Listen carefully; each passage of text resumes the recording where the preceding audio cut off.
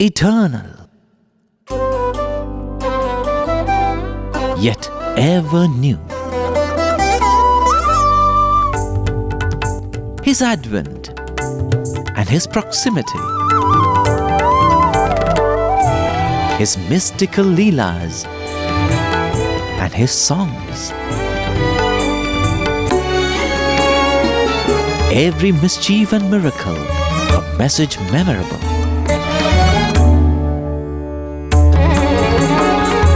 Every pain and travail a precept enacted.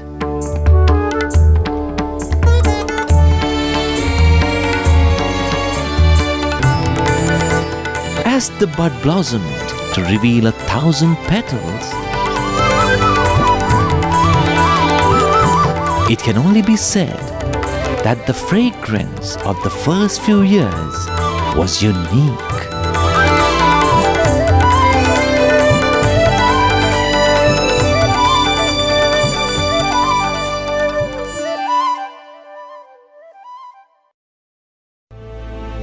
At this moment, it wouldn't be out of place.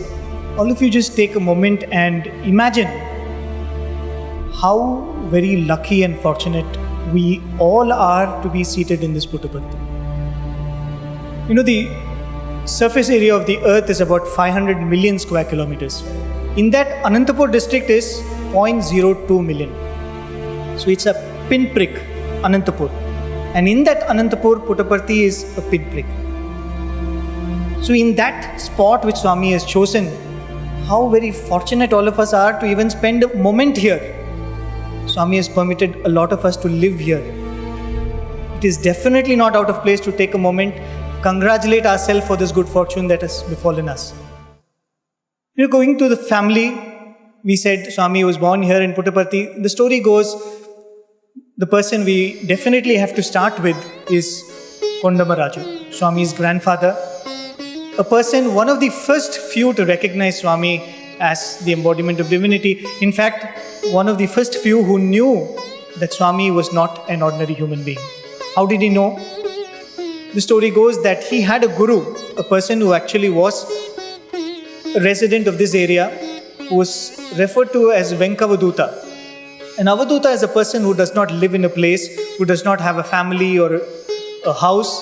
He roams around. He's a recluse. And he would often visit this place, and whenever he would come, he would meet the saintly Kondamaraju. And one of his visits, he comes to Kondamaraju and he says, Kondamaraju, how fortunate we all are, how fortunate you are. So he says, Master, why? What is the fortune which you are talking about? He says, because I had a vision. I had a vision that Lord, that Shiva Shakti, that Lord we all worship is going to take a birth in your lineage, the Ratnakara lineage. So he knew much before that this was a blessing which was on its way. He had two sons, and typically of the style in those days, the elder son was Pedda Venkamaraju, the younger son was Chinna Venkamaraju. Pedda Venkamaraju was given in marriage to Mother Ishwaramma, but we call her Ishwaramma now, but her name was not Ishwaramma then. Her name was Namagiramma. She was living in a village which was many, many miles away from Puttaparthi. Their family was relocated and they came and lived in the place which is just across Chitravati. We named it Karnatanagipalli. We saw the house she was living in. And then she was asked to be given in marriage for Pedda Venkamaraju. And after the marriage, it was quite providentially, the grandfather Kondamaraju named his new daughter-in-law Ishwaramma, the mother of Ishwara. Strange things began to happen. In their home, in the night, suddenly one would hear melodious music. Now, Kondamaraju used to often sing and play the instrument, but he could not play the percussion instruments and the melody instruments at the same time. Much later, somebody asked Swami, Swami, was your birth Pravesha or Prasava? Prasava meaning birth like any one of us takes birth. Pravesha meaning entry. Swami said, why are you asking me? Ask Ishwaramma. You don't go and ask a lady how she conceived the child. But here was Swami commanding them. And so Ishwaramma was asked, and Ishwaramma reveals that one day, as she was drawing water from the well, suddenly she saw a blue light come from the skies, and she said, it entered my stomach. And after that, she fell unconscious. This is all that she recollects. That in itself answered the question as to whether Swami was a Pravesha or a Prasava. Undoubtedly, it was a Pravesha, and this was recounted by Ishwaramma and later chronicled by Kasturiji in both Satyam Shivam Sundaram as well as Ishwaramma, the chosen mother. Ishwaramma, of course, gave birth to 3 children, and finally she conceived for the 4th time. And it was before this 4th time this incident happened. The mother-in-law decides that it is a very auspicious thing to do Satyanarayana Vratam, especially when somebody is conceived in the family. So they decide to do the Satyanarayana Vratam. Mother Ishwaramma also takes part in it. She also worships every day. During the course of that Vratam of many days, Ishwaramma gets labor pains. So the story goes, Swami would narrate many times in the later years, that Ishwaramma was having labor pains and the mother-in-law was in the house of the neighbor performing the Satyanarayana Vratam. So the people of the Raju family come and tell Ishwaramma is having labor pains, please come. So she says, no, I cannot leave the worship in between. I will complete the worship and I will come and see her with the prasadam. The worship ends and the child is born. So she comes running with the prasadam.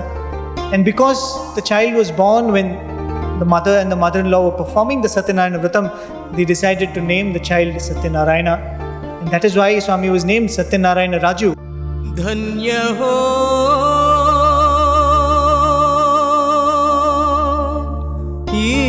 Ishwaramba,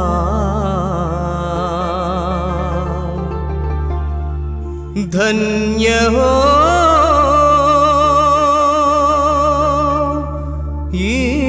Ishwaramba,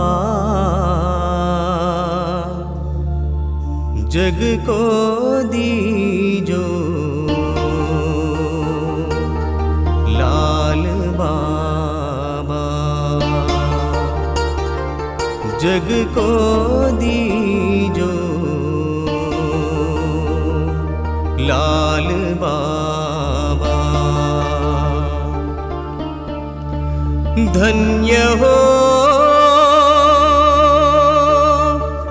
धन्य हो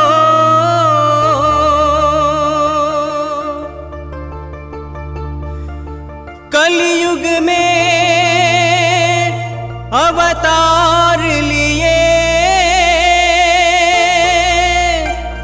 सकल चराचर के भगवान,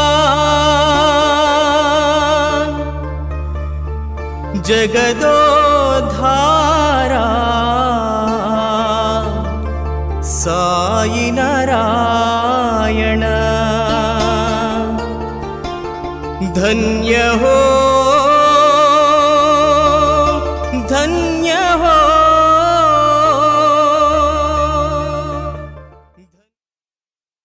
And what a beautiful moment it was, because the year in which Swami was born is called Akshaya. Akshaya Samvatsaram. In Telugu, Akshaya means infinity, limitless. He was born on a Monday, Somavaram, which is auspicious to worship Lord Shiva. And he was born during Brahma Muhurtam. What you see here is the horoscope of Swami. At this point, maybe a small clarification which needs to be done here. It is said that Swami was born on Kartika Somavaram. Kartika is again a very auspicious month in the Hindu calendar. But if you go to 23rd November 1926, you will see that in the English calendar it's a Tuesday. So they would say, what is this? The calendar says Tuesday, but we say Somvaram. According to the English tradition, the day starts at midnight. That is why we celebrate New Year. At the stroke of 12, we say Happy New Year. So the day starts at 12 and ends at 12 the next night. But according to the Indian tradition, the day starts when the sun rises. Because the day should start when the sun comes out. What's the point in celebrating the day in the middle of the night? That's why invariably in most of these horoscopes, you will see that the time of sunrise will be mentioned. So if you see 23rd November 1926, the time of sunrise was actually around 6 o'clock. and Swami was born around 5-6. So when Swami was born, according to the Hindu tradition, it was still the Kartika Somavaram. A Somavaram meaning Monday. అక్షయ సంవత్సరాన కార్తీక మాసాన శివునికి ప్రియమైన సోమవారాన పుట్టినావు. నారాయణ వ్రత వేళలో నవ్వులు చిందించినావు. నాగసాయిగా దర్శనమిచ్చినావు తండ్రి. పరమశివుడివా నీవు పరమాత్ముడివా. Narayana Satyanarayana Narayana Satyanarayana. What humans in their understanding and reasoning cannot identify and recognize, the nature and animal kingdom recognizes. When Swami was born, there was a signal from nature too. Because a little child, as after the birth, it is given a ceremonial bath and it was placed in a room. After some time, when the people in the house came and saw there, they found that this little child was going up and down. They see, when they remove the child and remove the blanket, they find that there is a snake under that blanket. They thought, thank God we saved the child, but they didn't realize, Mahavishnuve Mahi Vishnuvai. Same Vishnu has come, wouldn't he come with the Seshanaga for his bed? Kabir Das says that when a child is born, the first thing the child does is it begins to cry. In fact, if the child doesn't cry, the child is lifted and is hit till it cries. That is how it is. He goes on to say, Kabir Das goes on to say, Kabira jab hum paida hue, jag hase hum roye. The world smiled and I cried when I was born.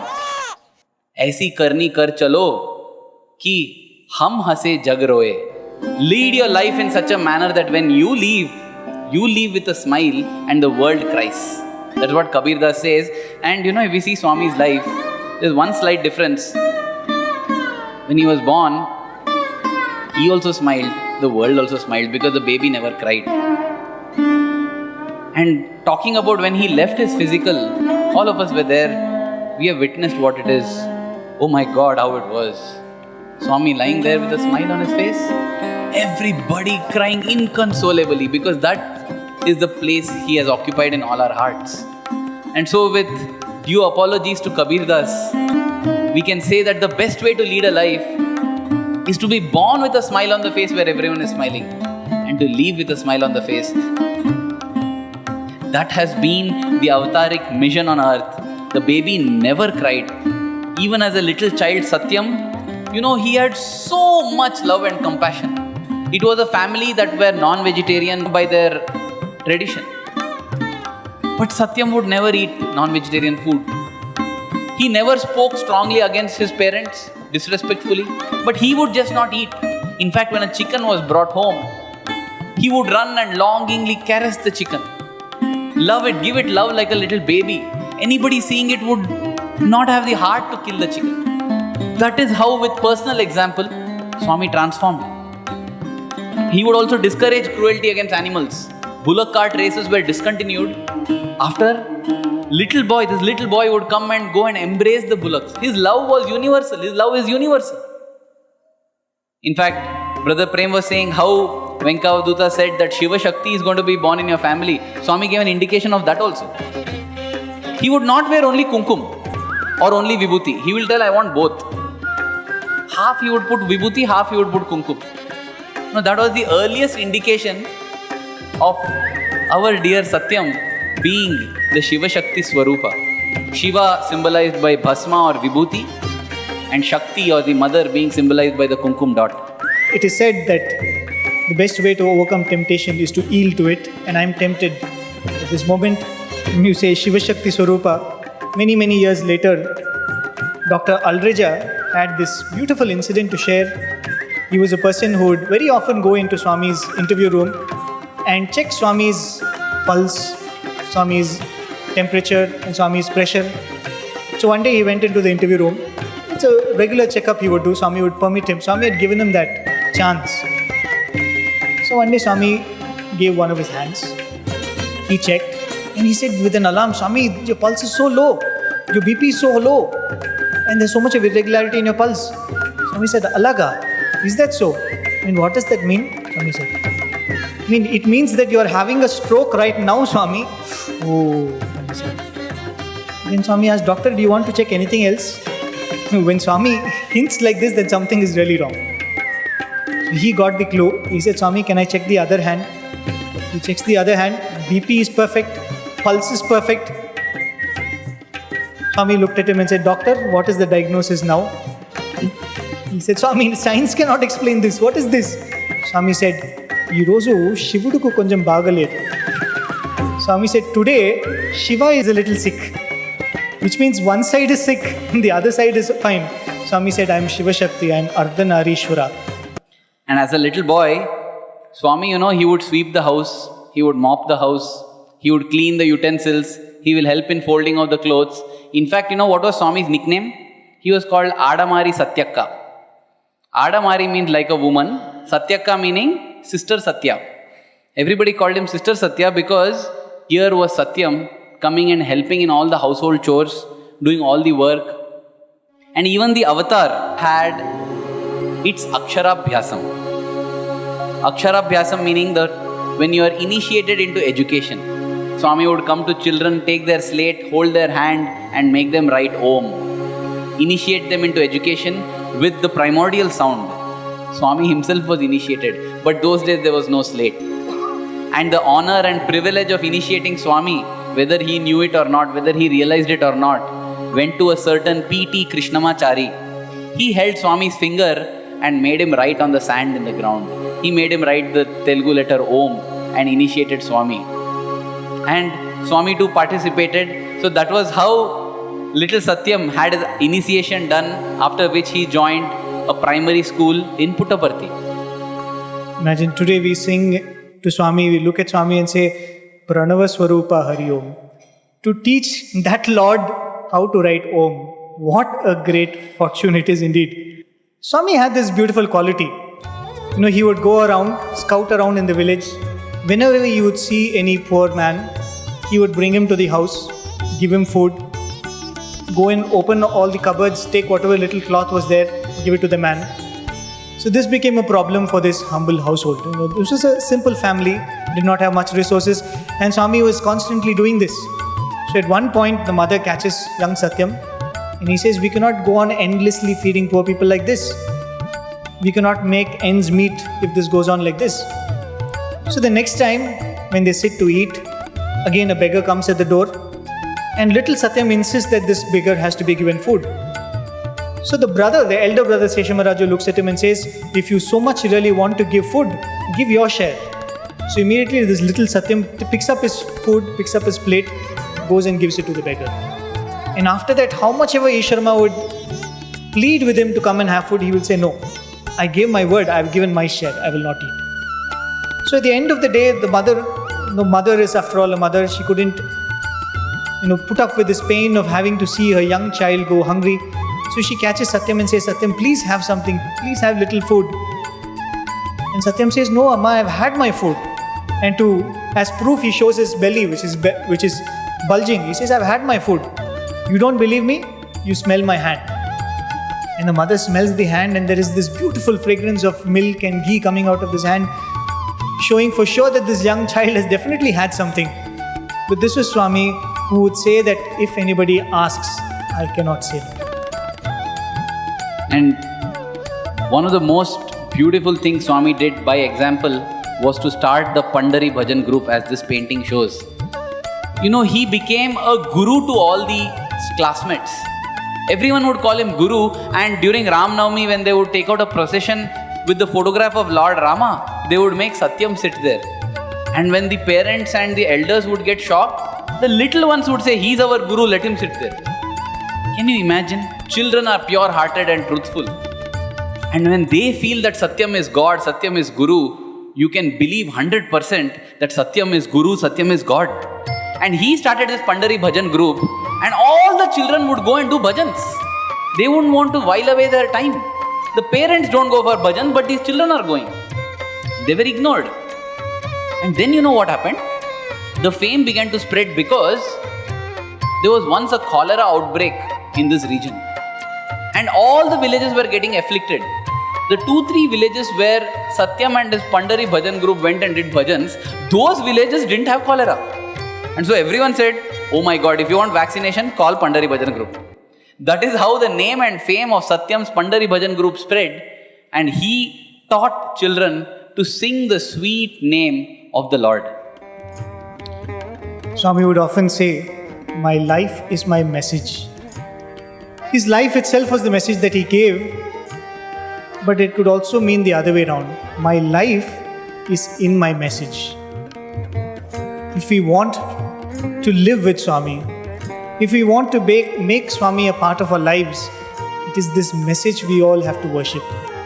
And it is this message of love, selflessness. And when Swami said, do bhajan, Hari bhajan bina sukha shanti nahi, Swami would say, these are all the messages, little messages which Swami gave when he was himself little.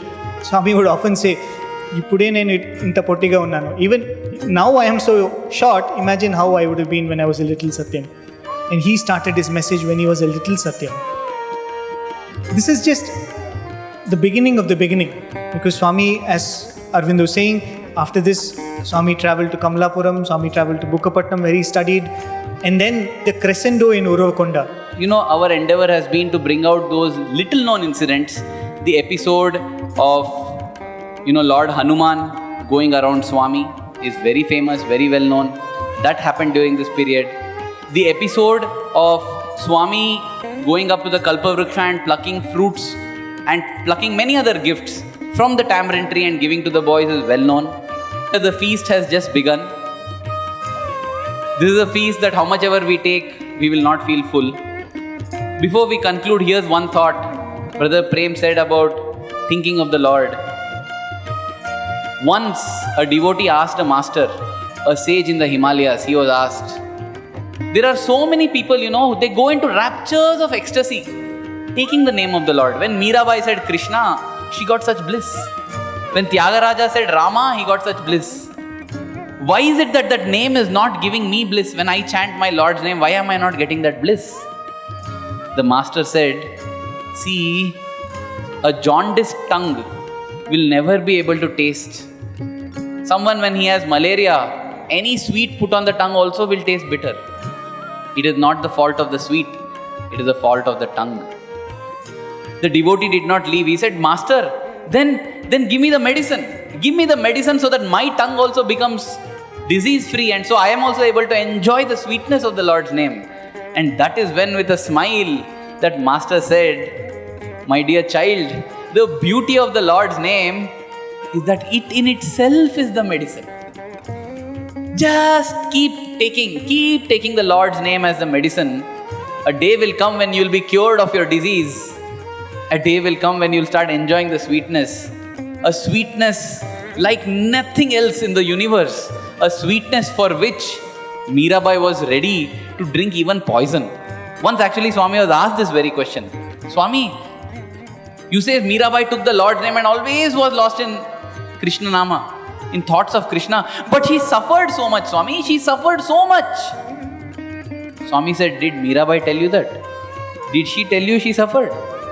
This is what you assume she suffered. Do you know what was the extent of her bliss? The bliss was such that she was ready to drink poison but not give up Krishna's name. She was ready to undergo beatings and thrashings but was not ready to give up Krishna's name. That was the joy she got, and it is only you who think that she suffered. Mirabai never suffered. Tyagaraja never said he suffered. We think that they suffered, but you just try it out. The Lord's name is sweet, no doubt, but it in itself is the medicine that will cure us and treat us and heal us so that we also can enjoy that sweetness. So thank you all for being with us and giving us this opportunity, because it is indeed a great opportunity for us to think of Swami and speak of Swami. So we thank you all for your company this evening.